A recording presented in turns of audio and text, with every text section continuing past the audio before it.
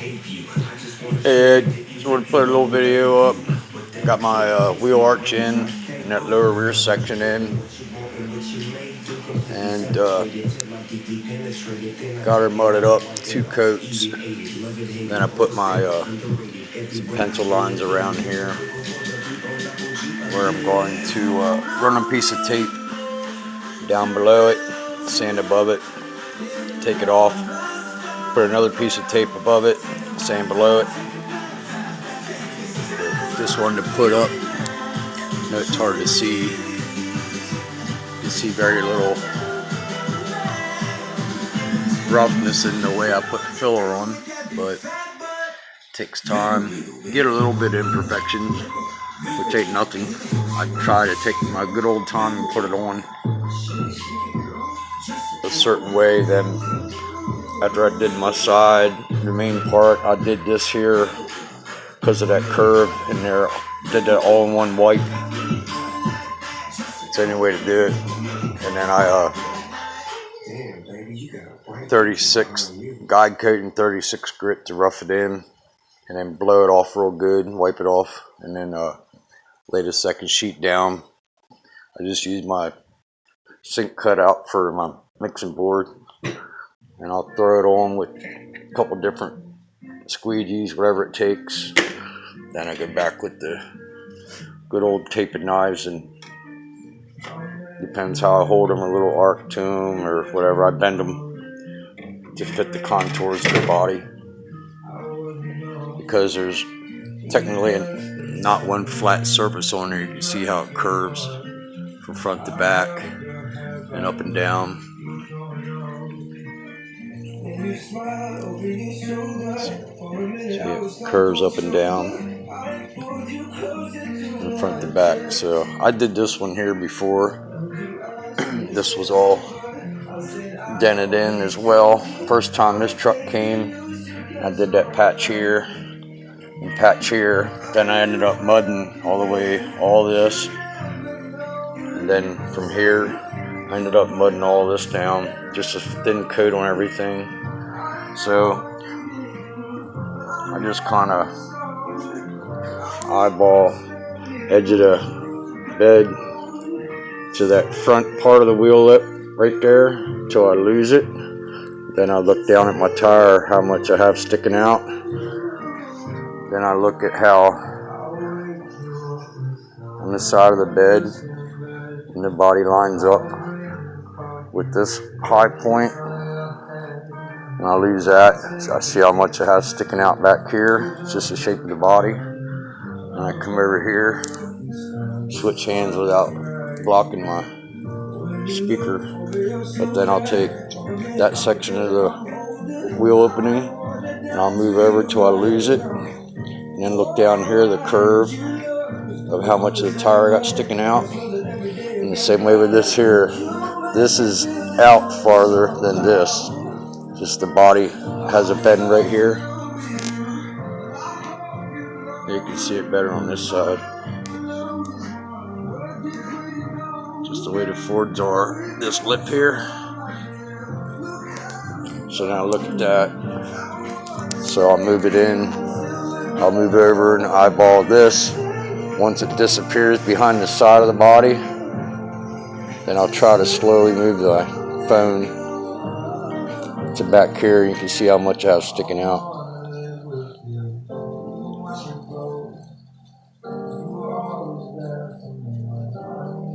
So right there I lose sight of the body. Then I have about the same sticking out back here. There's a ton of things to look at when you do these. So it's all welded up. The brace on the bottom here is bolted on. I just got to cut that tab off. And I can finish sanding. I'm gonna let this little skimmer coat harden. It's like 3:30 in the morning, Saturday morning, Friday night, Saturday morning. I'm gonna let this one harden real good, and then I'll guide coat it, and I'll probably just 220 this one, because I put it on that smooth if possible. But the 220 is a good brand, USC Gold, and it's like hellish tooth to it. It's just like sands like there's no tomorrow. This is 180 laying here, but this stuff is freaking the best sandpaper. And then you can see I drew I used a pencil and my finger as a guide. Then I just freehand this curve, and then right off of that I do the body line straight front and back. Just gives me a reference when I guide coat. Then I'll lay tape below it, sand above it. I lay tape in the corners, different places, so I get the same all the way through. It's easy doing it. It just takes patience, and I do it all by hand. So I just to knock the first coat down, I just buzz it with the body file real quick, air file, and some 80 on the DA just real quick, and then that's where I lay my second sheet of mud down. Even though the weld's in here,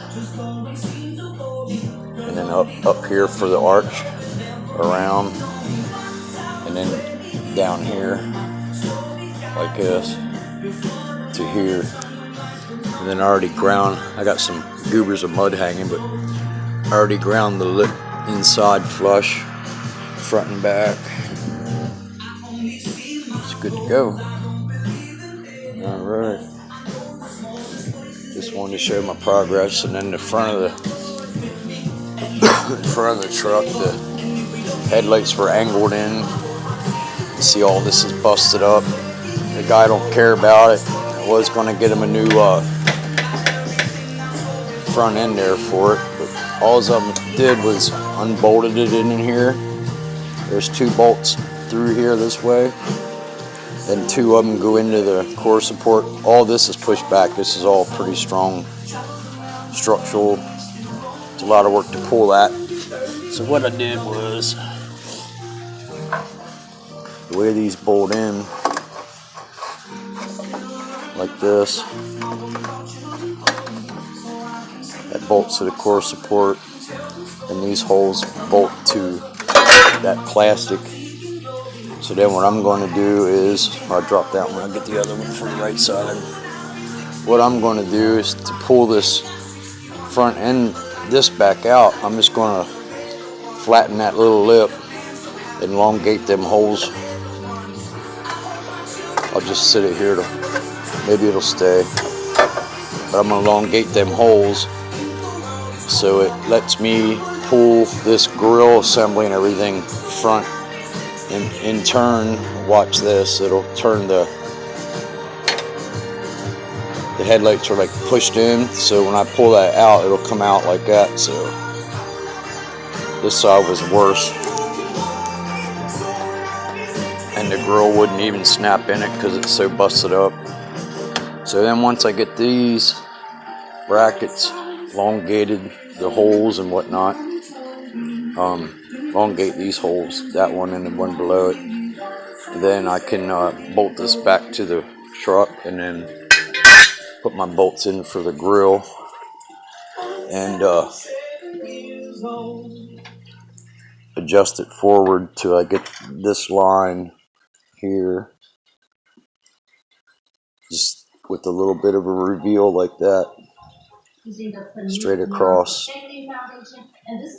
so that much of the headlight will be exposed, kind of like that, all the way across here will be exposed when I'm done with it. So it is what it is. It's raining like cats and dogs out here. About ready to call it a night. Let this harden up.